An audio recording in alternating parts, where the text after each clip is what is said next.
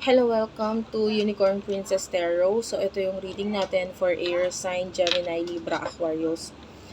Bale, take only what resonates, guys. Hindi to magre-resonate sa lahat. So, kunin mo lang yung mga messages na magre-resonate para sa'yo. Kung hindi ka pa nakaka-subscribe, pa-subscribe na lang, guys. And please feel free to like and comment this video. Kung gusto mong magpo-personal reading Jing Tarot Reader, search mo na lang siya sa Facebook, okay? So, let's start. This is for air sign, Gemini, Libra, Aquarius.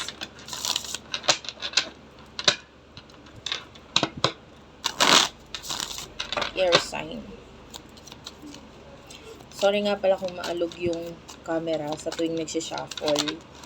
Kasi hindi ko po yun maiwasan. Medyo ano po talaga, maalog po talaga siya gawa ng stand niya na nagagalaw din sa table. You do have your Justice card yan. This is Libra. And Libra is an air sign. Ayan. Three of Wands. Aries, Leo, and Sagittarius. Okay. So, sa nakikita natin dito, I feel like ikaw yung magbibigay kasi ngayon sa kung yung kung ano yung gusto mong mangyari, kung ano yung tingin mong deserve mo. Ikaw ito na parang nilalaban mo 'yon eh. So kung gusto mong mangyari yung ganitong bagay, ikaw yung nakikita nating nasusunod. And you do have here this card with the Three of Wands. You do have a leadership qualities, no? Isa yon sa nakakakita tayo ng parang mas mag-move forward ka pag ginamit mo yung um, leadership qualities mo. Kaya lang, wag the Ten of Swords is at the bottom of the deck, Gemini, Libra, Aquarius energy. Well, the number 10 is talking about ending. So, this is you na kailangan i-end mo or tapusin mo sa sarili mo yung bagay or kaugalian na hindi magbibigay ng um, success para sa'yo. So, ano yun yung kaugalian na yun? For some of you, yung emotions mo. Maybe yung iba sa inyo, masyado kang nagpapadala sa emosyon mo. Masyado kang emotional. And yung iba sa inyo, pwede may mga sarili kang paniniwala. Okay? And pwedeng yung iba sa inyo may kinalaman sa past. Okay? Yung mga, there's a nostalgic energy. Yung iba, pagiging bitter or pwedeng hindi ka pa masyado nakaka-move on regarding the past. Yan. If that is the case, I feel like nakakita ka dito ng mga toxic na tao na pwedeng may kinalaman sa past mo. And hindi mo na sila kailangan mo na silang i-let go para mas makapag-move forward ka na. Okay, yun lang naman yung nakikita natin. Kasi, minamanifest mo na nga yung mga bagay na deserve mo eh. And marami kang mga positibong bagay na nasa sayo na ngayon. So, ituloy-tuloy mo lang yun. Kung ano yung mga dapat i-let go mo na. So, sino ba itong person na kakonect mo pagdating sa love? By the way, this is general love reading. So, kukunin natin yung energy ng person na kakonect mo sa love. For air sign. For air sign, you do have here the High Priestess. Yeah. This is, tinitingnan ko kung nakikita sa cam, no?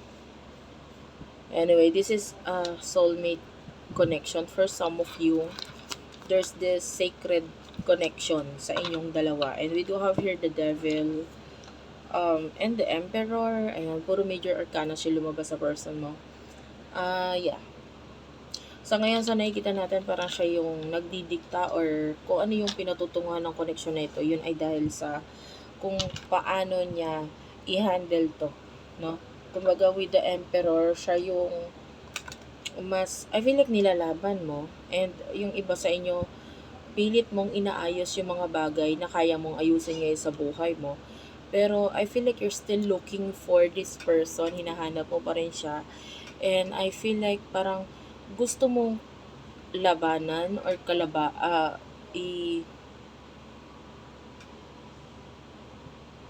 you feel like maybe this is the person na deserve mo. Maybe this person in the past. Yung person na ito, parang sa ngayon nakadepende kasi sa sitwasyon yung pakikitungo or yung action na ginagawa niya sa'yo. So maybe, I feel like nahihiya or ikinahihiya, parang gano'n. Alin man doon, nahihiya siya sa'yo or ikinakahiya niya yung connection, yung relasyon. Maybe itong person na ito is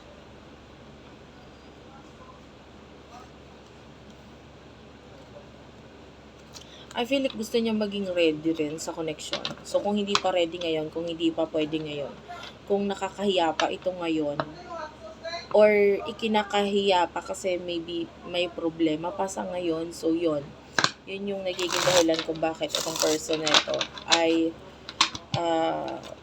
pilit niyang iniiwasan ka. Kasi parang feeling niya mali or yun nga, either nakakahiya or kumaga parang isang parang isang how would I say this? Parang against the law, pwedeng ganun, bawal, parang ganun. Parang itong connection ninyo ipinagbabawal for some of you. So, ano yung nasa isipan ninyo dalawa ng person mo? Take only what resonates, guys. Hindi ito magre-resonate sa lahat. The Page of Cups is here. So, nasa isipan mo is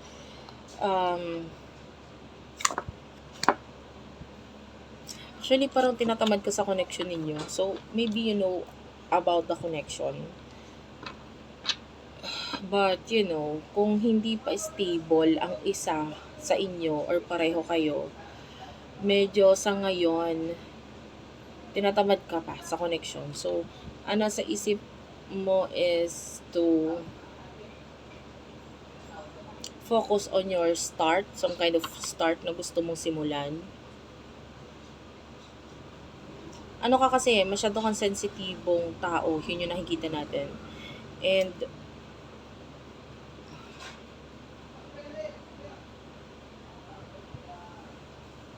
so sa ngayon, parang medyo ina-advance mo rin yung pag-iisip mo na sa ngayon regarding the connection. So, ano yung nasa isip niya regarding sa'yo? Hindi ko alam kung makaka-relate ka, ha. The High Priest is here. Your person sees you as his or her soulmate. Nakikita ka niya as soulmate. Alam niya yun. Nasa isip niya, ikaw yung para sa akin. Remember yung energy ng person mo. Main energy niya is the High Priestess. So, ikaw yung High Priest. Nakikita ka niya as the High Priest. Kumbaga, bagay tayo eh. Nararamdaman niya yung connection ninyo. Sa ngayon, nagfo-focus siya or ang nasa isip niya yung mga sinisimulan niya regarding pera. This person is manifesting money or manifesting this new beginning na may kinalaman sa pera. This person wants union. Gusto niya na makipag-union with you.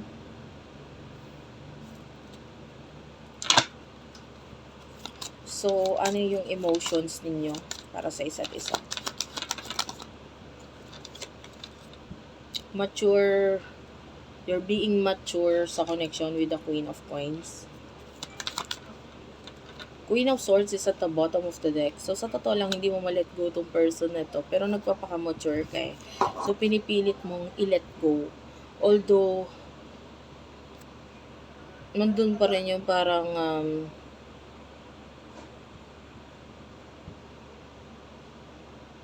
nililet go mo maybe because hindi mo na kaya. Parang hindi mo na kayang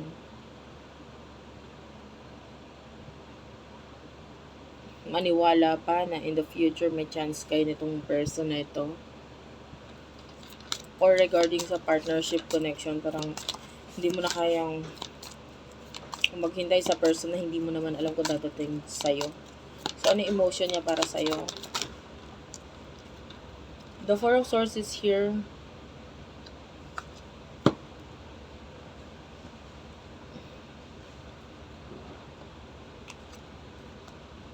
Ten of Wands. Napapagod din siya eh. Nahihirapan siya. Hindi ko nakikitang nililet go ka ng taong ito. Kahit pagod na siya. I feel like sa ngayon, nagfo-focus siya sa mga bagay na nawala sa kanya. Isa ka doon actually. isa ka sa bagay na nawala sa taong to. Pero hindi rin naman kasi siya makamove on for now. So, I feel like wala pa siyang kapasidad or kakayahan na mag-open up sa'yo or manghingi ng closure sa'yo. Pero napapagod na siya. Pero alam niyang ikaw kasi yung soulmate niya. What will happen in the near future for the both of you? Six of Coins is here. Five of Swords, the Fool.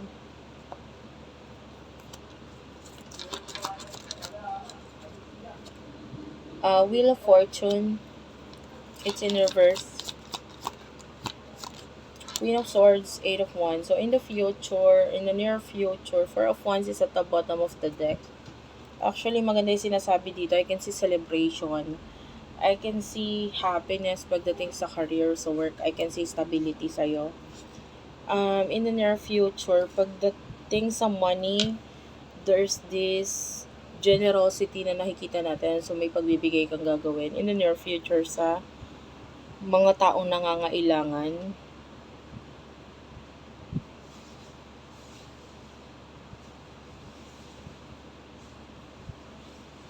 So, I feel like meron ditong new beginning na parang hindi mo muna siya agad sisimulan in the near future because maraming magiging problema or nakikita kang problema bago siya simulan. So,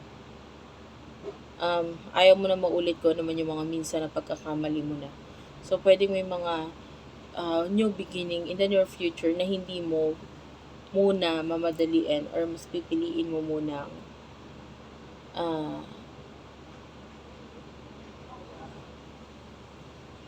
parang mas pipiliin mo na munang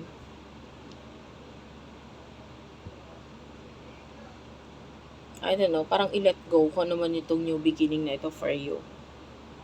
Pagdating sa person mo, I can see a lot of kamalasan. Kamalasan, honestly. And medyo may problema kasi siya sa sarili niya. Pwedeng sa pag-iisip niya, way ng pag-iisip niya. Kaya siya nagkakaroon ng problema. So, kaya medyo minamalas-malas siya. So, may mga nakikita tayong problema siya na dahil sa sariling mga naging desisyon niya. So, pwedeng may mga maling desisyon na magawa ang person na ito. Thank you for watching, guys. I love you all and bye-bye.